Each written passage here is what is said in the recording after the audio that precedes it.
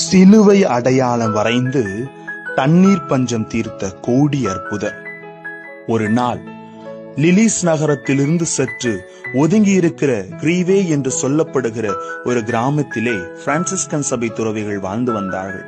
அங்கே காட்டுக்குள் ஒரு குகை இருந்தது. அங்கு சென்று அந்தோனியார் அந்த குகைக்குள்ளே புகுந்து நாள் முழுவதும் ஆண்டவரை பற்றி சிந்தித்து தியானிக்க ஆரம்பித்தார். ஏனென்றால் மறையுரை கொடுப்பது மட்டுமல்ல, குருக்கள் ஆண்டு முழுவதும் ஆற்ற வேண்டிய மறையுரையை தயார் செய்ய திருத்தந்தை அவருக்கு ஆணையிட்டிருந்தார். ஆகவே தனிமையிலே மௌனத்தில் ஆண்டவரை பற்றி தியானித்து நாட்களை அந்த குகையிலே செலவழித்து வந்தார் அந்தோனியார்.